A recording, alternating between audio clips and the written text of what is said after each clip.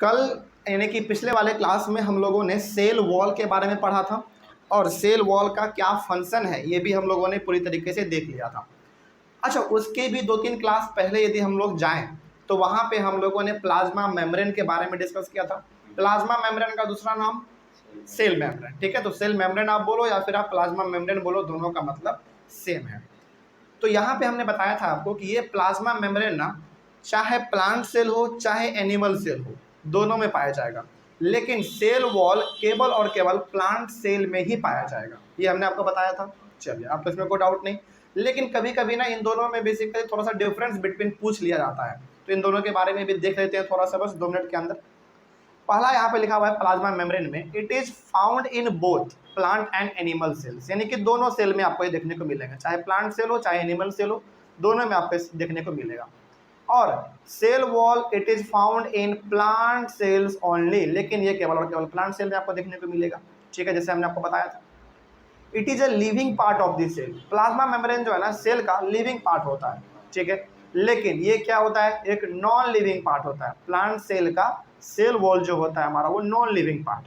अच्छा, ये non living होने के वजह से ही इतना ठोस होता है ना। आगे बढ़ते हैं फिर। इट इज़ फ्लेक्सिबल, ये पूरा लचीला होता है, जैसे हमारा बॉडी है। चलिए सपोज कीजिए कि हमारे बॉडी के ऊपर ये मसल्स हैं, चमड़ी है, पूरा कितना फ्लेक्सिबल है, आप उसको खींचो दबाओ कुछ भी करो लेकिन फ्लेक्सिबल है वो। लेकिन क्या सेल वॉल आपको फ्लेक्सिबल नजर आएगा? नहीं।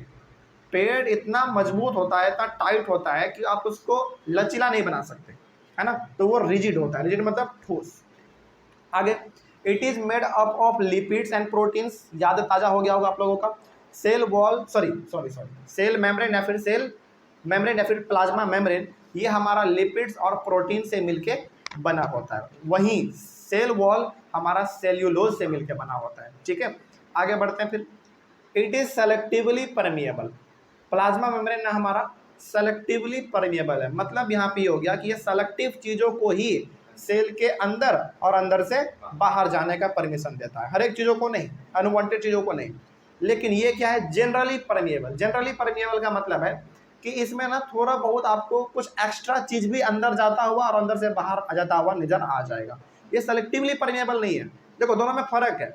ये सेलेक्टिवली परमिएबल मतलब ये सेलेक्टिव चीज़ों को ही, जो प्लांट को जरूरत है केवल वही जाने देगा, प्लांट को नहीं बल्कि एनिमल को। लेकिन ये क्या है, परमिएबल है, सिंपली परमिएबल है, मतलब कि इसमें कुछ अनवांटेड चीज़ भी यदि चल जाए तो वो उतना रोक नहीं पाता उसको, ठीक है। तो ये दोनों में डिफरेंस था। आगे बढ़ते हैं फिर। अच्छा, और यहाँ पे एक पॉइंट है, its major function is to hold cellular contents and control passage of materials in and out of the cell. बिल्कुल सही बात है। प्लाज्मा मेम्ब्रेन बेसिकली क्या करता है, सेल के अंदर जो भी चीज प्रेजेंट है उसको वो आराम से वहां पे कंट्रोल करके रखता है, यानी कि उसको बाहर निकलने नहीं देता है। और क्या सेल के अंदर जाएगा, सेल के अंदर से क्या बाहर जाएगा, वो हमारा प्लाज्मा मेम्ब्रेन ही डिसाइड करता है, ठीक है। आगे, अब ये सेल वॉल का है। Its major function is to provide protection and strength to the cell. आपको मालूम है कि भाई सेल वॉल हमारा क्या है, नॉन लिविंग पार्ट है, और नॉन लिविंग पार्ट होने की वजह से इनका ज़्यादा कुछ रोल है नहीं, बल्कि इसका रोल ये है कि ये प्लांट को स्ट्रेंथ प्रोवाइड करता है, इसको वो प्रोटेक्शन देता है, ठीक है। बस यही चीज़ था हमारा इसमें, अब तो कोई समस्या नहीं इसमें। चलिए आगे बढ़ते हैं फिर। अब आज हम लोग डिस्कस करते हैं हमारा आज का नया टॉपिक का नाम है हमारा साइटोप्लाज्म, ठीक है। चलो देखते हैं क्या लिखा हुआ है साइटोप्लाज्म के बारे में। The part of the cell which occurs between the plasma membrane and nuclear membrane is called the cytoplasm। यहाँ पे बात हुआ है प्लाज्मा मेम्ब्रेन का और न्यूक्लियर मेम्ब्रेन का। इन दोनों के बीच का जो हमारा हिस्सा होता है ना, वो उसी को हम लोग कहते हैं बेसिकली साइटोप्लाज्म। जैसे इसका डायग्राम देखिए, आपको समझ में आएगा। जैसे ये हमारा सेल का डायग्राम है, जरा देखिए ध्यान से। 2 टर्म के बारे में बात हुआ, प्लाज्मा मेम्ब्रेन और न्यूक्लियर मेम्ब्रेन। तो प्लाज्मा मेम्ब्रेन आपको मालूम है, सेल के बाहरी वाले जो बाउंड्री है हमारा, उसको हम लोग प्लाज्मा मेम्ब्रेन कहते हैं। और न्यूक्लियर मेम्ब्रेन का मतलब ये न्यूक्लियस के बाहर का जो मेम्ब्रेन है उसको हम लोग कहते हैं न्यूक्लियर मेम्ब्रेन। तो यहाँ से इस न्यूक्लियर मेम्ब्रेन और सेल मेम्ब्रेन या फिर प्लाज्मा मेम्ब्रेन के बीच का जो जगह होता है ना, ये सब का सब जगह, इसी को हम लोग कहते हैं साइटोप्लाज्म। और इसी साइटोप्लाज्म में आपको सेल के अलग अलग पार्ट नजर आएंगे, जैसे centrosome, rough endoplasmic reticulum, smooth endoplasmic reticulum, ribosomes, Golgi body, mitochondria, vacuole, फिर से हमारा लाइसोसोम्स हो गया, ये सारा का सारा चीज़ हमारा साइटोप्लाज्म में ही नजर आता है। ठीक है, तो याद रखिएगा बेसिकली कि न्यूक्लियर मेम्ब्रेन, ये हमारा हो गया न्यूक्लियर मेम्ब्रेन, और ये हमारा बाहर वाला हिस्सा हो गया प्लाज्मा मेम्ब्रेन। इन दोनों के बीच का जो ये जगह होता है पूरा का पूरा, इसी को हम लोग कहते हैं बेसिकली साइटोप्लाज्म। ठीक है, चलो दोबारा आते हैं कंटेंट पे। तो समझ में आया साइटोप्लाज्म क्या होता है। आगे आगे देखिए लिखा हुआ है, it also contains many specialised cell organelles. Cytoplasm में ना आपको अलग अलग प्रकार के सेल ऑर्गेनेल्स मिलेंगे। सेल ऑर्गेनेल्स का मतलब वही है जो हमने अभी आपको नाम दिया, जैसे सेंट्रोसोम, राइबोसोम्स, माइटोकॉन्ड्रिया, वो सबका सब हमारा सेल ऑर्गेनेल्स है। या फिर ज़्यादा यदि आपको सेल ऑर्गेनेल समझ में नहीं आ रहा है ना, तो सिंपली आप इसको ऐसे समझिए कि सेल के अंदर जो साइटोप्लाज्म वाला एरिया है, वहाँ पे जो भी अलग अलग सेल के पार्ट पाए जाएंगे वही हमारा बेसिकली सेल ऑर्गेनेल्स कहा जाता है, वही चीज़ है हमारा। ठीक है, आगे देखिए, each of these cell organelles perform specific function for this cell. और साइटोप्लाज्म में जितने भी सेल ऑर्गेनेल्स पाए जाएंगे उन सब का फंक्शन अपना अलग अलग है। जैसे माइटोकॉन्ड्रिया का फंक्शन अलग है, राइबोसोम्स का फंक्शन अलग है, फिर से गोल्गी बॉडी का फंक्शन अलग है, यानी कि हर एक बॉडी पार्ट का, हर एक सेल ऑर्गेनेल्स का जो है फंक्शन अलग अलग है। ठीक है, अच्छा यहाँ पे एक पॉइंट डाला गया है लेकिन इसके बारे में कुछ लिखा नहीं गया है, इसका मतलब यहाँ पे ये नहीं समझना है कि सर एक पॉइंट यहाँ पे मिस हो गया है, नहीं, वो बेसिकली इतना ही था। ये जो पॉइंट यहाँ पे आ गया है वो टाइपिंग के मिस्टेक की वजह से आ गया। ठीक है, इतना ही था इसमें, तो हम इसको हटा देंगे अपने नोट से, खैर, लेकिन यहीं तक था हमारा साइटोप्लाज्म। ठीक है, आगे बढ़ते हैं फिर। अब बात हमारा हो जाता है सेल ऑर्गेनेल्स का। वही सेल ऑर्गेनेल्स जो कि हमारे साइटोप्लाज्म में अलग अलग सेल के पार्ट पाए जाएंगे, उसी को बेसिकली हम लोग कहते हैं सेल ऑर्गेनेल्स। देखिए क्या लिखा हुआ है, cell organelles are found within this cell. Cell organelles हमारे जितने भी होंगे वो सेल के अंदर ही पाए जाएंगे। और यदि रीजन पूछ दे तो कौन सा रीजन बताइए, साइटोप्लाज्म। ठीक है, आगे, cell organelles are also called small organs of this cell. देखिए सेल ऑर्गेनेल्स में हमारे बेसिकली वही आएंगे, जैसे राइबोसोम्स, माइटोकॉन्ड्रिया, गोल्गी बॉडी, वो सबका सब हमारा सेल ऑर्गेनेल्स ही कहलाता है। तो वो सेल का क्या हो गया, छोटा छोटा हिस्सा हुआ ना, पार्ट हुआ ना, तो उसको हम लोग सेल ऑर्गेनेल्स को small organs of the cell भी कह सकते हैं। जैसे हमारे बॉडी में डाइजेस्टिव सिस्टम है, रेस्पिरेटरी सिस्टम है, एक्सक्रेटरी सिस्टम है, अलग अलग प्रकार का सिस्टम है, लेकिन उस सिस्टम में ऑर्गेन्स कहीं ना कहीं मिले हुए हैं, सारे बॉडी पार्ट्स मिले हुए हैं, तो उसको हम लोग क्या कहते हैं, ऑर्गेन्स ऑफ द बॉडी। तो उसी प्रकार से इस सारे के सारे सेल ऑर्गेनेल्स को हम लोग कहेंगे ऑर्गेन्स ऑफ द सेल, क्योंकि ये भी हमारा सेल का छोटा छोटा हिस्सा है जो कि पाया जाएगा किसमें, साइटोप्लाज्म में। आगे देखिए, each organelles have a definite shape, structure and function. और जितने भी हमारे सेल ऑर्गेनेल्स हैं सबका शेप अपना अलग अलग है, स्ट्रक्चर अपना अलग है, और सबका फंक्शन भी अलग है। सबके फंक्शन के बारे में हम लोग पढ़ेंगे, डिटेल में पढ़ेंगे आगे। Each cell organelles performs special function such as making new material in this cell, clearing up waste material from this cell and so on. मतलब कि हर एक सेल ऑर्गेनेल्स का फंक्शन जो है सबका अलग अलग है। जैसे किसी का काम है सेल के अंदर फूड मटेरियल बनाना, ठीक है, उससे एनर्जी प्रोवाइड करना, और सेल और कुछ सेल ऑर्गेनेल्स का ये भी काम है कि जो सेल में हमारा वेस्ट प्रोडक्ट जनरेट होगा उसको कलेक्ट करके सेल से बाहर निकालना। यानी कि एक शब्द में यदि हम लोग कहना चाहें एक लाइन में, तो ये कह सकते हैं कि हर एक सेल ऑर्गेनेल्स का फंक्शन अपना अलग अलग है। ठीक है, सबके बारे में पढ़ेंगे हम लोग, उसके लिए टेंशन नहीं लेना है। आगे देखिए फिर उसके बाद लिखा हुआ है, a cell is able to live and perform all its function because of these organelles. यानी कि एक सेल यदि ये सारा का सारा फंक्शन कर पाता है, वो सांस ले पाता है, भोजन से एनर्जी बना पाता है, वेस्ट प्रोडक्ट जनरेट कर पाता है, बिकॉज ऑफ सेल ऑर्गेनेल्स। क्योंकि सेल ऑर्गेनेल्स को क्या कहा गया है, ऑर्गेन कहा गया है। और भाई ऑर्गेन अच्छा से काम करेगा तो सेल अच्छा से काम करेगा, और सेल अच्छा से काम करेगा तो हमारा पूरा बॉडी अच्छा से काम करेगा, है ना। चलिए आगे बढ़ते हैं फिर। These organelles together constitute the basic unit called the cell। और जब यही सारा का सारा हमारा सेल ऑर्गेनेल्स आपस में इकट्ठा होता है, इन सबको जब हम लोग एक साथ मिला देते हैं, जोड़ देते हैं, तब हमारा जाके एक छोटा सा सेल बनता है ना। और जब बहुत सारे सेल को इकट्ठा करते हैं तब जाके हमारा एक कोई बॉडी तैयार होता है। फॉर एग्जाम्पल ह्यूमन का बॉडी, है ना। हमारे ह्यूमन बॉडी में कितने सेल मिले होंगे सोचो, मिलियन ट्रिलियन, कितना हम लोग तो काउंट भी नहीं कर सकते। ठीक है, आगे बढ़ते हैं फिर। All cells are found to have the same organelles all cells are found to have the same organelles no matter what their function is or what organisms they are found in। अब देखिए जितने भी living organisms हैं, जैसे हम लोग खास करके बात करें ह्यूमन बींग्स का, तो ह्यूमन बींग्स में जितने भी सेल हैं हर एक सेल में वही सेल ऑर्गेनल्स होंगे। ऐसा नहीं कि छोटा सा बच्चा है तो उसके सेल के अंदर सेल ऑर्गेनल्स कुछ और होंगे, एक बूढ़ा आदमी है तो उसके सेल के अंदर सेल ऑर्गेनल्स कुछ और होंगे, नहीं। यदि एक प्रकार का लिविंग थिंग है तो उसमें वो सारे के सारे सेल ऑर्गेनल्स देखने को मिलेंगे जो कि बाकी सब में देखने को मिलता है। लेकिन हाँ, ये थोड़ा सा अलग हो सकता है, किसमें? प्लांट में अलग हो सकता है, माइक्रो ऑर्गेनिज्म में अलग हो सकता है। लेकिन यदि हम लोग बात करें किसी एक पर्टिकुलर लिविंग बींग्स का, यानी कि पूरे ह्यूमैनिटी का यदि हम लोग बात करें, पूरे मानव जाति का यदि हम लोग बात करें, तो उसमें सारा का सारा सेल ऑर्गेनल्स आपको देखने को मिलेगा जो कि लगभग हर एक में पाया जाता है। ठीक है, आगे बढ़ते हैं। तो इसको एक लाइन में यदि हम लोग इसको ये कहना चाहें तो हम ये कह सकते हैं कि भाई देखो, चाहे आदमी छोटा हो, बड़ा हो, बूढ़ा हो, जवान हो, बच्चा हो, कोई भी हो, उसमें वो सारे के सारे सेल ऑर्गेनल्स पाए जाएंगे सेल के अंदर जो कि बाकी सब में पाया जाता है। ठीक है, आगे बढ़ते हैं फिर। Examples of cell organelles are nucleus, ribosomes, mitochondria, plastids, endoplasmic reticulum, Golgi apparatus, lysosomes and vacuoles. तो ये सारे के सारे हमारे क्या हैं?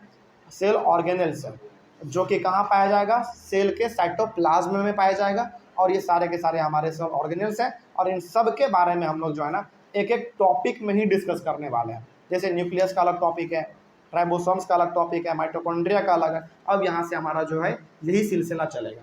ठीक है, तो जिस हिसाब से यहाँ पे सीरियल वाइज में लिखा हुआ है, पहले न्यूक्लियस डिस्कस करेंगे, फिर राइबोसोम्स, फिर माइटोकॉन्ड्रिया, फिर प्लास्टिड, वैसे ही हम लोग यहाँ पे टॉपिक वाइज डिस्कस करते चलेंगे। ठीक है, चलिए, तो न्यूक्लियस को हम लोग डिस्कस करने वाले हैं, इसको अगले वाले क्लास में करते हैं। ठीक है, चलिए, न्यूक्लियस हम लोग अपने अगले वाले क्लास में डिस्कस करेंगे। Thank you very much. आज हम लोग डिस्कस करने वाले हैं अपने सेल ऑर्गेनल्स में सबसे पहला सेल ऑर्गेनल्स, इसका नाम है न्यूक्लियस। ठीक है, ये भी हमारा क्या, एक सेल ऑर्गेनल्स है। चलिए डिस्कस करते हैं न्यूक्लियस क्या है। न्यूक्लियस क्या है, देखिए जरा ध्यान से। Nucleus is located at the centre of the cell, यानी कि ये न्यूक्लियस जो है ना हर एक सेल में पाया जाएगा, पहला बात तो ये हो गया, और हर एक सेल के सेंटर में पाया जाएगा, उसके बीच वाले हिस्से में पाया जाएगा। ठीक है, पहला बात हो गया क्लियर।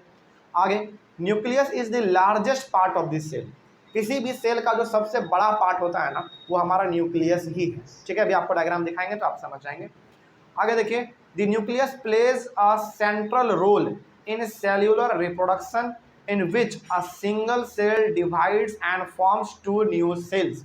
अब देखिए, ये जो सेल में रिप्रोडक्शन होता है ना, यानी कि सेल अपने बच्चे को जन्म देगा, वो जन्म इसलिए दे पा रहा है क्योंकि उसके बॉडी में न्यूक्लियस प्रेजेंट है। न्यूक्लियस यदि प्रेजेंट नहीं रहेगा ना तो अपने बच्चे को जन्म भी नहीं दे पाएगा, है ना। और जब जन्म नहीं दे पाएगा तो जो हमारे यूनिसेलुलर ऑर्गेनिज्म है वो अपना वंश आगे कैसे बढ़ा पाएगा? नहीं बढ़ा पाएगा। तो जो सेल बेसिकली रिप्रोडक्शन करता है वो न्यूक्लियस के वजह से ही हो पाता है और इसी की वजह से उनका जो जनरेशन है वो आगे बढ़ पाता है। ठीक है, चलिए आगे बढ़ते हैं। About nuclear membrane. अच्छा, न्यूक्लियर मेम्ब्रेन को ना आपके बुक में न्यूक्लियर इन्वेलप भी कहा गया है, तो उससे कंफ्यूज नहीं होना है। न्यूक्लियर मेम्ब्रेन बोले या फिर न्यूक्लियर इन्वेलप बोले, दोनों का मतलब सेम है। अच्छा, ये न्यूक्लियर मेम्ब्रेन क्या है? ये न्यूक्लियर मेम्ब्रेन उसी प्रकार का है जिस प्रकार का हमारा सेल मेम्ब्रेन होता है। ठीक है, चलिए, तो सबसे पहले हम एक बार आपको न्यूक्लियर मेम्ब्रेन दिखा देते हैं कि वो कैसा है। चलिए, ये डायग्राम है आपके सामने, देखिए जरा ध्यान से इस डायग्राम को। ऊपर वाला ये जो हमारा बाउंड्री था इसको तो हम लोग सेल मेम्ब्रेन या फिर प्लाज्मा मेम्ब्रेन कहते थे। और अच्छा, आप जरा खुद सोच के बताओ, इस पूरे सेल में सबसे बड़ा पार्ट आपको कौन सा दिख रहा है? न्यूक्लियस। ये पिंक कलर का, इसीलिए हम लोग इसको कहते हैं largest part of the cell. तो ये जो पूरा का पूरा पिंक कलर का आपको दिख रहा है, इस पूरे को हम लोग कहते हैं न्यूक्लियस। और न्यूक्लियस के चारों तरफ जो ये बाउंड्री आपको दिख रहा है इसी को कहते हैं बेसिकली हम लोग न्यूक्लियर मेम्ब्रेन या फिर न्यूक्लियर इन्वेलप। ठीक है, कोई समस्या? आगे बढ़ते हैं फिर। तो ये हो गया हमारा न्यूक्लियस के बारे में। चलिए और देखते हैं क्या लिखा हुआ है। तो न्यूक्लियर मेम्ब्रेन समझ में आ गया क्या होता है, आगे बढ़े। अब न्यूक्लियर मेम्ब्रेन का वही यहाँ पे डेफिनेशन लिखा हुआ है। The nucleus has a double layer covering called nuclear membrane. Basically ये जो हमारा न्यूक्लियर मेम्ब्रेन होता है ना वो सेल में दिखाने के लिए बेसिकली वो एक लाइन दिखाता है पूरा गोल, लेकिन वो बेसिकली डबल लेयर होता है है ना, उसी को हम लोग कहते हैं न्यूक्लियर मेम्ब्रेन। और चूंकि वो न्यूक्लियस के चारों तरफ घिरा हुआ है इसलिए उसका नाम पड़ गया न्यूक्लियस से मिलता जुलता न्यूक्लियर मेम्ब्रेन। ठीक है, आगे बढ़ते हैं फिर। The nuclear membrane has pores which allow the transfer of material from inside the nucleus to its outside, that is to the cytoplasm। मतलब ये हो गया कि हमारा जो प्लाज्मा मेम्ब्रेन था जिसको हम लोग सेल मेम्ब्रेन भी कहते थे, क्या उसमें भी छोटा छोटा पोर्स होता था कि नहीं, छेद होता था कि नहीं, और उसी छेद के थ्रू हमारा मटेरियल, फूड मटेरियल या फिर ऑक्सीजन जो है सेल के अंदर और या फिर अंदर से बाहर जाता था। उसी प्रकार से न्यूक्लियस के अंदर यदि कोई सामान जाएगा या फिर न्यूक्लियस से कोई सामान अंदर से बाहर आएगा तो वो भी किसके थ्रू आएगा, न्यूक्लियर मेम्ब्रेन के थ्रू आएगा। और न्यूक्लियर मेम्ब्रेन में भी छोटे छोटे पोर्स प्रेजेंट होते हैं जिसके वजह से ये काम हमारा हो पाता है। ठीक है, कोई सामान साइटोप्लाज्म में से न्यूक्लियस के अंदर कैसे जाएगा, न्यूक्लियर मेम्ब्रेन के थ्रू जाएगा, या फिर न्यूक्लियस से कोई सामान साइटोप्लाज्म में कैसे आएगा, न्यूक्लियर मेम्ब्रेन के थ्रू ही आएगा। ठीक है, चलिए आगे बढ़ते हैं। अब यहाँ पे हमारा आ रहा है क्रोमोसोम्स के बारे में। नाम आपने बहुत सुना होगा इसका, है ना, देखते हैं। लेकिन इस क्लास 9th में आपको क्रोमोसोम्स के बारे में कुछ और नया जानने को मिलेगा। देखिए लिखा हुआ है द न्यूक्लियस कंटेन्स क्रोमोसोम्स। देखो इसमें ना कुछ ऐसे भी पार्ट है जो कि हम लोग अपने बचपन वाले क्लास यानी कि 8th क्लास से जानते हैं, है ना। तो न्यूक्लियस में क्या प्रेजेंट रहेगा भाई, क्रोमोसोम्स प्रेजेंट रहेगा। और न्यूक्लियस आपको हमने दिखाया सबसे बड़ा पार्ट होता है, उसमें प्रेजेंट रहता है हमारा क्रोमोसोम्स। आगे देखिए, during cell division chromosomes have rod shaped structure. Rod shaped structure किस प्रकार का होता है आप ऐसे समझिए। रॉड शेप्ड स्ट्रक्चर का मतलब सिंपली होता है एक लाइन खींचा हुआ रहेगा, ठीक है, लेकिन वो लाइन ना थोड़ा सा मोटा रहेगा। मोटा इस प्रकार से रहेगा जैसे आप कुरकुरे खाते हैं ना, कुरकुरे थोड़ा सा मोटा दिखता है, लेकिन हाँ कुरकुरे का कोई कोई जो है ना कुरकुरे वो थोड़ा सा टेढ़ा भी होता है। लेकिन ये बेसिकली जो क्रोमोसोम्स है हमारा वो टेढ़ा नहीं होता है, वो सीधा ही रहता है, लेकिन वो थोड़ा सा मोटा रहता है। उसी को हम लोग कहते हैं रॉड शेप स्ट्रक्चर। तो जब सेल हमारा डिवाइड होता है यानी कि सेल जब हमारा सेल एक से दूसरे अपने बच्चे को जन्म देता है या फिर एक सेल दो अलग अलग हिस्सों में डिवाइड होता है, डिवाइड होने का मतलब है अपने बच्चे को जन्म देना, उस समय पे हमारा सेल जो है क्रोमोसोम्स जो है रॉड शेप्ड स्ट्रक्चर का होता है। ठीक है, देखो इसमें ना बहुत हद तक आपको कन्फ्यूजन किया जाएगा, यहाँ पे आपको मिलेगा, लेकिन हम आपका कन्फ्यूजन दूर कर देते हैं। आगे बढ़ते हैं। Chromosomes contain information for inheritance of features from parents to next generation in the form of DNA. DNA का फुल फॉर्म देख लीजिए, डीऑक्सीराइबो न्यूक्लिक एसिड। ठीक है, अच्छा जैसे हम लोग कहते हैं ना कि हमारे पिताजी का लक्षण मेरे अंदर आया, वो किसके वजह से आया, वो क्रोमोसोम्स की वजह से आया। और क्रोमोसोम्स के अंदर हमारा पाया जाता है क्या चीज़, डीएनए। तो डीएनए की वजह से आया, लेकिन इसमें और गहराई में आपको जाना पड़ेगा, इतना से काम नहीं चलेगा। जैसे देखो chromosomes are composed of DNA and protein. अब थोड़ा सा हम आपको ना एक लाइन में समझाते हैं, देखिए ध्यान से। सबसे पहला न्यूक्लियस, न्यूक्लियस के अंदर क्रोमोसोम्स। क्रोमोसोम्स दो चीज़ों से मिलकर बना है, पहला डीएनए और दूसरा प्रोटीन। और ये वही डीएनए है जिसके वजह से हम लोग कहते हैं कि हमारे पिताजी का लक्षण मेरे में आ गया, मेरे मम्मी जी का लक्षण मेरे में आ गया। जैसे हमारा कभी कभी चेहरा जो है मम्मी से या फिर पापा से मैच कर जाता है, तो वो किसके वजह से होता है, डीएनए के वजह से होता है।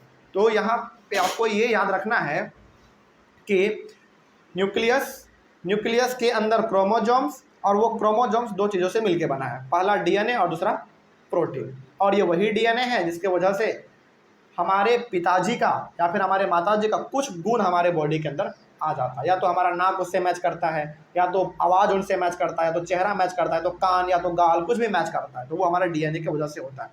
ठीक है, अब डीएनए के बारे में पढ़िए, डीएनए के बारे में थोड़ा सा और जान लेते हैं।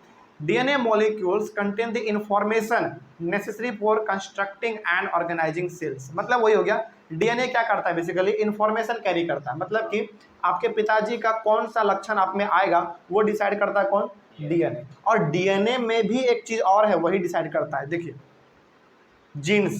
Functional segments of DNA are called genes. Genes भी नाम आपने सुना होगा। तो डीएनए में भी हमारा प्रेजेंट रहता है, यानी कि डीएनए के अंदर एक और छोटा सा हमारा पार्ट है, उसको कहते हैं जीन्स। तो बेसिकली जीन्स ही वो चीज है जो कि हमारे पिताजी के गुण को या फिर हमारे माताजी के गुण को हमारे बॉडी में डाला जाता है। ठीक है, आगे। When cell is not dividing, DNA is present as a part of chromatin material. जब हमारा सेल डिवाइड नहीं होता है। देखिए यहाँ पे ना थोड़ा सा आपको कन्फ्यूजन हम क्रिएट करेंगे, लेकिन आपको दूर भी करेंगे। जब सेल, यहाँ पे क्या लिखा हुआ था देखो, during cell division chromosomes have rod shaped structure, यानी कि जब हमारा सेल डिवीजन होता है, उस सेल में डिवाइड होता है हमारा, तो उस समय पे हमारा क्रोमोजोम्स रॉड शेप्ड स्ट्रक्चर का रहता है। लेकिन जब हमारा सेल डिवाइड नहीं हो रहा होता है, वो सिंपली पड़ा रहता है जैसा कहते हैं, उस समय पे डीएनए जो है ना क्रोमेटिन मटेरियल के तौर पे प्रेजेंट रहता है। सर अब फिर ये क्रोमेटिन मटेरियल क्या है, इसके बारे में बताइए थोड़ा। देखो, chromatin material is visible as entangled mass of thread like structure.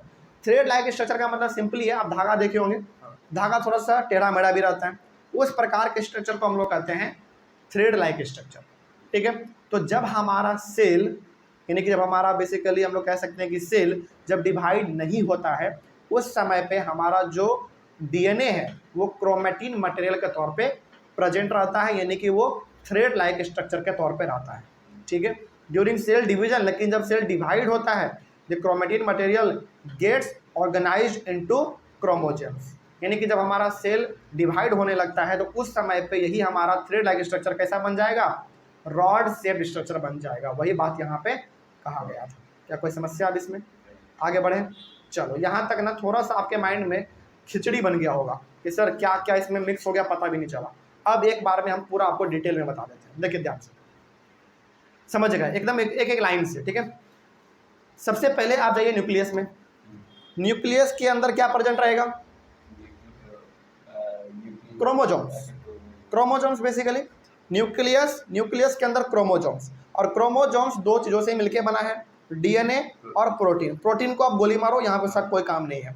हम लोग आते हैं डीएनए में। ठीक है, डीएनए के अंदर भी एक और छोटा सा हमारा पार्ट है जिसको हम लोग जीन्स कहते हैं, और ये वही जीन्स है जो हमारे पिताजी के लक्षण को या फिर हमारे माताजी के लक्षण को या फिर उसके कुछ किसी प्रकार के गुण को हमारे बॉडी में ट्रांसफर करता है। वो ट्रांसफर करने का काम किसका है, जीन्स का। जीन्स किस में पाया जाएगा, डीएनए में पाया जाएगा। डीएनए किस में पाया जाएगा, क्रोमोसोम्स में पाया जाएगा। क्रोमोसोम्स किस में पाया जाएगा, न्यूक्लियस में पाया जाएगा। न्यूक्लियस किस में पाया जाएगा, साइटोप्लाज्म में पाया जाएगा। साइटोप्लाज्म बेसिकली यानी कि आप सेल भी कह सकते हैं। तो यहाँ से हमने आपको बताया कि न्यूक्लियस के अंदर पाया जाएगा क्रोमोसोम्स, और क्रोमोसोम्स दो चीज़ों से मिलकर बना है, डीएनए और प्रोटीन। प्रोटीन को भी फिलहाल गोली मारो, बात करते हैं डीएनए पे। डीएनए के अंदर हमारा एक और फंक्शनल सेगमेंट होता है, मतलब कि डीएनए में जो भी काम धाम होता है ना, वो बेसिकली डीएनए नहीं करता है, वो बेसिकली हमारा जीन्स करता है। तो जीन्स हमारे माताजी और पिताजी के गुण को हमारे बॉडी में डालता है।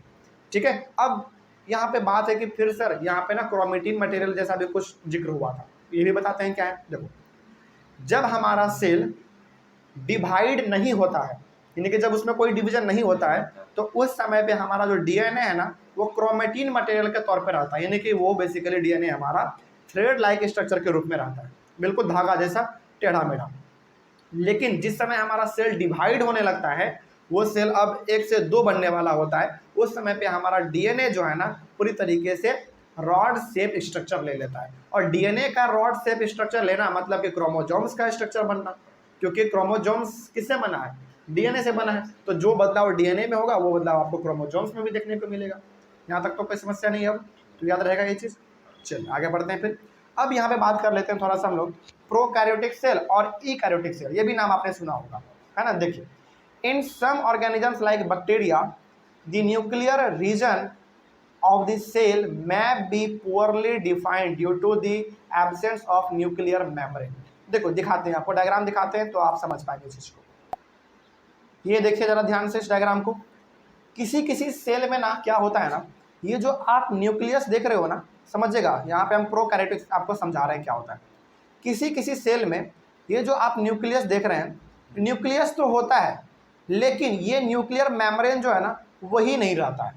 तो उस प्रकार के सेल को हम लोग कहते हैं प्रोकैरियोटिक सेल। समझिएगा ध्यान से।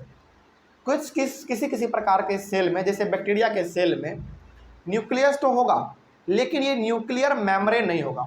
तो अब जरा बताइए कि न्यूक्लियस है लेकिन न्यूक्लियर मेम्ब्रेन नहीं है, तो इसके अंदर जो भी हमारा पिंक वाला सामान है वो तो पूरा बिखर जाएगा, है ना। तो उसी प्रकार के सेल को हम लोग कहते हैं प्रोकैरियोटिक सेल।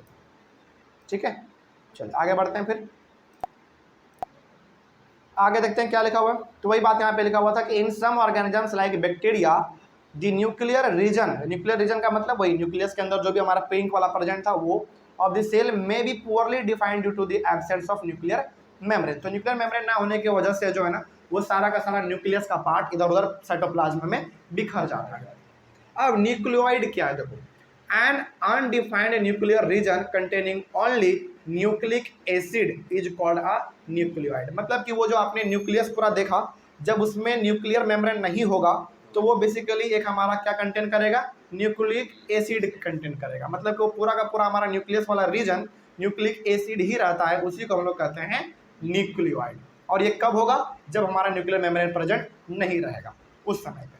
ठीक है, आगे प्रोकैरियोट्स क्या होता है, देखो, organisms with cells without having a nuclear membrane are called prokaryotes. मतलब कि जिस सेल के पास अपना न्यूक्लियर मेम्ब्रेन नहीं होगा वही सेल हमारा प्रोकैरियोट्स कहलाएगा। ठीक है, आगे prokaryotic cells also lack most of the other cytoplasmic organelles present in the eukaryotic cells. और जो भी हमारे प्रोकैरियोटिक सेल्स होते हैं ना, उसमें यह भी पाया गया है कि जो साइटोप्लाज्म में अलग अलग प्रकार के सेल ऑर्गेनेल्स पाए जाते हैं वो भी उसमें पूरी तरीके से नहीं रहता है। मतलब कि एक ऑर्गेनाइज्ड सेल का मतलब क्या है, साइटोप्लाज्म में अलग अलग प्रकार का सेल ऑर्गेनेल्स का होना। लेकिन प्रोकैरियोट्स में ये देखा गया है कि उसके साइटोप्लाज्म में इसेंशियल सेल ऑर्गेनेल्स भी गायब रहता है ना। तो ये हमारा हो गया बात प्रोकैरियोट्स का। तो प्रोकैरियोट्स के बारे में यदि बात करें या फिर प्रोकैरियोटिक सेल के बारे में बात करें तो ये 4 पॉइंट आप इसमें लिख सकते हैं। यूकैरियोटिक सेल्स बड़ा सिंपल है, जो कि एकदम पूरा वेल डिफाइंड ऑर्गेनाइज्ड हमारा सेल है, वही हमारा सेल कहलाएगा यूकैरियोट्स। जैसे organisms with cells having a nuclear membrane are called eukaryotes. तो जिस सेल के पास अपना न्यूक्लियर मेम्ब्रेन होगा वो हमारा कहलाएगा बेसिकली यूकैरियोट्स। तो बताइए, अब हमारा जो ह्यूमन बॉडी है वो प्रोकैरियोटिक सेल है या यूकैरियोटिक सेल है? यूकैरियोटिक सेल है। क्यों? क्योंकि हमारे बॉडी में न्यूक्लियस भी है और न्यूक्लियस के बाहर हमारा एक न्यूक्लियर मेम्ब्रेन भी है। ठीक है, आगे बढ़ते हैं फिर। अच्छा, यहाँ पे थोड़ा सा हम लोग फिर डिफरेंस बिटवीन भी कर लेते हैं थोड़ा सा प्रोकैरियोटिक में और यूकैरियोटिक में, क्योंकि कभी कभी पूछ देता है। ठीक है, तो नोट्स है बेसिकली, तो नोट बहुत बेहतरीन होना चाहिए। देखते हैं इसके बारे में, उसके बाद राइबोसोम्स पढ़ेंगे। प्रोकैरियोटिक सेल और eukaryotic cell. Size of cell is generally small. Prokaryotic cell जो होते हैं ना बेसिकली साइज में थोड़ा सा छोटा होता है, स्मॉल होते हैं, लेकिन यूकैरियोटिक थोड़ा सा हमारा बड़ा हो जाता है क्योंकि ये थोड़ा सा ऑर्गेनाइज्ड सेल होता है ना, वेल डिफाइंड सेल होता है। Nuclear region is not well defined and not surrounded by a nuclear membrane. Prokaryotic का खासियत ही है कि भाई उसमें जो है ना न्यूक्लियर मेम्ब्रेन हमारा नहीं होगा, और जब न्यूक्लियर मेम्ब्रेन नहीं है तो क्या न्यूक्लियर रीजन यानी कि न्यूक्लियस में जितने भी हमारे सामान प्रेजेंट होंगे क्या वो डिफाइंड रह पाएगा? नहीं रह पाएगा, वो पूरा साइटोप्लाज्म में बिखर जाएगा। लेकिन वो चीज़ हमारा यूकैरियोटिक के साथ नहीं है। Nuclear region is well defined and surrounded by a nuclear membrane. तो इसमें न्यूक्लियर मेम्ब्रेन भी होंगे और न्यूक्लियस में जो भी सामान प्रेजेंट होंगे, जो भी मटेरियल प्रेजेंट होंगे, वो पूरी तरीके से सिस्टम में रहेगा, वेल डिफाइंड रहेगा। उसके बाद it contains a single chromosome. Eukaryotic में हमारा जो क्रोमोजोम्स होता है वो सिंगल होता है, यानी कि एक ही होता है, लेकिन यूकैरियोटिक में हमारा मोर देन 1 क्रोमोजोम्स पाया जाता है। और जैसे कि हमारा बॉडी है भाई, हमारे बॉडी में तो क्रोमोजोम्स कितने पेयर्स हैं? 23 पेयर्स, है ना। आगे बढ़ते हैं, तो हम लोग किस में आते हैं? यूकैरियोटिक सेल में आते हैं। उसके बाद membrane bound cell organelles are absent. मतलब यहाँ पे हो गया कि इसमें कुछ ऐसे भी हमारे सेल ऑर्गेनेल्स हैं प्रोकैरियोटिक में जो कि गायब रहते हैं, वो आपको देखने को नहीं मिलेगा। लेकिन यूकैरियोटिक में हमारे सेल ऑर्गेनेल्स पूरा का पूरा आपको देखने को मिलेगा। जैसे राइबोसोम्स भी दिखेगा, माइटोकॉन्ड्रिया भी दिखेगा, गोल्गी बॉडी भी दिखेगा, लेकिन कुछ सेल ऑर्गेनेल्स जो है ना इसमें आपको गायब नजर आएंगे, है ना। तो ये हमारा डिफरेंस हो गया दोनों में, प्रोकैरियोटिक में और यूकैरियोटिक में।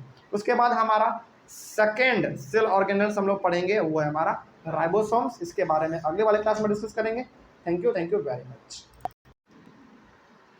राइबोसोम्स आज का हमारा टॉपिक होने वाला है। इसके पहले हम लोगों ने न्यूक्लियस के बारे में पढ़ा, वो हमारा सेल ऑर्गेनेल्स पहला था, और दूसरा सेल ऑर्गेनेल्स हमारा है आज, जिसकी नाम है राइबोसोम्स। देखते हैं इसके बारे में क्या लिखा हुआ है। Ribosomes are vital for the functioning of the cell. यानी कि एक सेल अच्छी तरीके से फंक्शन परफॉर्म कर सके उसके लिए राइबोसोम्स का होना बहुत जरूरी है। उसी प्रकार से जिस प्रकार से अलग अलग प्रकार के सेल ऑर्गेनेल्स का होना जरूरी है ना। आगे, ribosomes are the sites of protein synthesis. Synthesis का मतलब होता है प्रोडक्शन, यानी कि बनाना। तो राइबोसोम्स हमारे सेल में क्या करता है भाई? प्रोटीन को बनाता है। राइबोसोम्स। ठीक है, आगे ribosomes are attached to endoplasmic reticulum. ये जो एंडोप्लाज्मिक रेटिकुलम है ना, ये आगे आपको मिलेगा, वो भी हमारा एक सेल ऑर्गेनेल्स ही है, वो आगे मिलेगा। तो राइबोसोम्स हमारा बेसिकली एंडोप्लाज्मिक रेटिकुलम से अटैच रहता है, चिपका रहता है उसके साथ। Ribosomes are not bounded by a membrane. Ribosomes ना एक मेम्ब्रेन के द्वारा बाउंड नहीं रहता, मतलब कि ये ऐसा नहीं है कि राइबोसोम्स के बाहर एक मेम्ब्रेन होगा, एक बाउंड्री होगा और उसके अंदर राइबोसोम्स होगा, ऐसा नहीं होता है। ये पूरा का पूरा खुला रहता है। जैसे डायग्राम देखिए आपको समझ में आएगा। जैसे इस सेल के अंदर देखिए, यहाँ पे ना हमारा राइबोसोम्स है, देखिए ये बिल्कुल दाना दाना के रूप में दिख रहा होगा आपको। तो क्या इसके बाहर कोई मेम्ब्रेन है? नहीं है। तो ये बेसिकली इसके चारों तरफ मेम्ब्रेन नहीं होता है, ये पूरा का पूरा बिखरा रहता है। और बिखरा रहने का मतलब ये नहीं कि पूरे साइटोप्लाज्म में बिखर जाएगा, वो एक ही जगह पे रहेगा लेकिन आपस में वो कंबाइंड रहेगा, है ना। इस प्रकार का हमारा राइबोसोम्स होता है। आगे बढ़ते हैं। तो इसमें हमारा जो है किसी प्रकार का मेम्ब्रेन देखने को नहीं मिलता है। देखो आगे, they are present both in prokaryotic and eukaryotic cells. तो जो राइबोसोम्स है वो प्रोकैरियोटिक सेल में भी देखने को मिलेगा और ईकैरियोटिक सेल में भी देखने को मिलेगा। आगे बढ़ते हैं। उसके बाद है हमारा माइटोकॉन्ड्रिया। ये हमारा सेल ऑर्गेनेल्स का तीसरा टाइप है। देखते हैं, mitochondria are known as the power house of the cell. इसको power house of the cell कहा जाता है, यानी कि पूरा का पूरा जो सेल का पावर है वो माइटोकॉन्ड्रिया के पास ही है। देखिए लिखा हुआ है, the energy required for various chemical activities needed for life is released by mitochondria in the form of ATP, यानी कि एडिनोसाइन ट्राइफॉस्फेट मॉलिक्यूल। अब जरा देखिए इसको ध्यान से, सेल के अंदर प्रोटीन बनाने का काम किसका है? राइबोसोम्स का। लेकिन उसको एक तरीके से स्टोर करने का काम जो है ना वो माइटोकॉन्ड्रिया का है। माइटोकॉन्ड्रिया उस प्रोटीन को स्टोर करके रखता है और जब जब सेल को प्रोटीन का जरूरत पड़ेगा तब तब माइटोकॉन्ड्रिया निकाल निकाल के उसको देता रहेगा। और इसका सबसे अच्छा हम आपको एग्जांपल देके बताते हैं। जैसे हम लोग खाना खाते हैं तो खाना खाने के बाद हम लोग लगभग 5-6 घंटा सर्वाइव कर लेते हैं। इसका मतलब ये हो गया कि हमने खाना खाया, भोजन हमारे हर एक सेल तक चला गया, राइबोसोम्स ने उस भोजन से प्रोटीन अपना बना लिया और प्रोटीन बना के उसको माइटोकॉन्ड्रिया ने स्टोर कर लिया। और जब जब हमारे बॉडी को जरूरत पड़ेगा, हमारे सेल को जरूरत पड़ेगा, तब तब माइटोकॉन्ड्रिया उसको निकाल निकाल के देता रहेगा। और इसी की वजह से हम लोग आराम से 5-6 घंटा खाना खाने के बाद भी सर्वाइव कर जाते हैं या फिर उससे भी ज़्यादा कर जाते हैं। ठीक है, आगे। लेकिन वो स्टोर किस फॉर्म में करता है? एटीपी के फॉर्म में करता है, एडिनोसाइन ट्राइफॉस्फेट के फॉर्म में वो स्टोर कर लेता है बेसिकली। मतलब आप यहाँ पे कह सकते हैं कि प्रोटीन का स्टोर्ड फॉर्म ही हमारा कहलाता है एटीपी। ठीक है, आगे। ATP is known as the energy currency of the cell. इसको energy currency of the cell क्यों कहते हैं एटीपी को? क्योंकि एटीपी के फॉर्म में ही तो हमारा पूरा का पूरा एनर्जी यानी कि प्रोटीन स्टोर्ड है, इसीलिए हम लोग इसको energy currency of the cell भी कह देते हैं। उसके बाद है, the body uses energy stored in ATP for making new chemical compounds and for mechanical work. मतलब कि हमारे सेल को जो भी काम करना है, कुछ भी काम यदि हमारे सेल को करना है, उसके लिए उसको प्रोटीन चाहिए, एनर्जी चाहिए। वो प्रोटीन, वो एनर्जी वो किससे मांग लेगा? एटीपी से मांग लेगा। यानी कि एटीपी के फॉर्म में जो हमारा एनर्जी स्टोर्ड है, धीरे धीरे उससे वो निकालता रहेगा, इस्तेमाल करता रहेगा और अपना सेल काम निकालता रहेगा। ठीक है, आगे बढ़ते हैं। फिर mitochondria has 2 membrane coverings. Mitochondria के बाहर ना 2 मेम्ब्रेन आपको देखने को मिलेगा, यानी कि 2 बाउंड्री आपको देखने को मिलेगा। दोनों बाउंड्री है और वो दोनों का दोनों माइटोकॉन्ड्रिया को कवर करने का काम करता है। ठीक है, आगे देखो, the outer membrane is very porous while the inner membrane is deeply folded. इसका मतलब क्या हुआ भाई? इसका मतलब ये हो गया कि बाहर का जो मेम्ब्रेन है ना वो थोड़ा सा पोरस होता है, मतलब कि उसमें थोड़ा सा छेद भी होता है ना, फ्लेक्सिबल होता है। लेकिन अंदर का जो मेम्ब्रेन है वो थोड़ा सा मुड़ा हुआ रहता है, फोल्ड रहता है। जैसे डायग्राम में आप देखिए, समझ जाएंगे आप इस चीज को। इस सेल में माइटोकॉन्ड्रिया जो हमारा वो यहाँ पे देखिए, इसको आप ध्यान से देखिए, क्या यहाँ पे 2 मेम्ब्रेन आपको दिख रहा है? एक बाहर तो दिख ही रहा है सिंपल सा, और अंदर में एक यही से घुमा घुमा के है। तो अंदर वाला जो है ना थोड़ा सा वो फोल्डेड रहता है, नहीं कि मुड़ा मुड़ा सा रहता है, और बाहर का हमारा थोड़ा सा वो पोरस रहता है, नहीं कि उसमें थोड़ा सा छेद रहता है। भाई माइटोकॉन्ड्रिया में हमारा कोई भी सामान अंदर से बाहर या फिर बाहर से अंदर कब आएगा? जब उसमें कुछ छोटा सा छेद होगा तभी ना। इसीलिए यहाँ पे इसमें छोटा सा छेद भी पाया जाता है, होल भी पाया जाता है। आगे बढ़ते हैं। फिर उसके बाद these folds create a large surface area for ATP generating chemical reactions. मतलब कि सेल के अंदर जो भी हमारा फंक्शंस परफॉर्म होंगे उसको जो एनर्जी चाहिए वो देने का काम कौन करता है? एटीपी। और चूंकि आपने देखा कि अंदर में एक हमारा मेम्ब्रेन जो है वो फोल्ड है, और वो फोल्ड मेम्ब्रेन इसलिए है ताकि एटीपी को सरफेस एरिया ज़्यादा मिल सके और वो ज़्यादा एनर्जी को वहाँ पे स्टोर कर सके। ठीक है, आगे mitochondria have their own DNA and ribosome. ये बहुत बड़ा पॉइंट है। माइटोकॉन्ड्रिया के पास अपना खुद का डीएनए होता है और इनके पास अपना खुद का राइबोसोम्स भी होता है। यानी कि राइबोसोम का काम क्या होता है? प्रोटीन बनाना, और माइटोकॉन्ड्रिया का काम प्रोटीन को स्टोर कर लेना। तो ये खुद अपना प्रोटीन बना भी लेता है और खुद अपना स्टोर भी कर लेता है, क्योंकि इसके पास अपना खुद का राइबोसोम है। ठीक है, also mitochondria are able to make their own protein. वही बात है जो हमने कहा, ये अपना प्रोटीन क्यों बना पा रहा है? क्योंकि इसके पास खुद का अपना राइबोसोम है। ठीक है, तो ये हो गया हमारा पूरी तरीके से माइटोकॉन्ड्रिया के बारे में। अगले वाले क्लास में हम लोग पढ़ेंगे प्लास्टिड्स के बारे में। ठीक है, चलिए, थैंक यू वेरी मच, मिलते हैं अगले वाले क्लास में।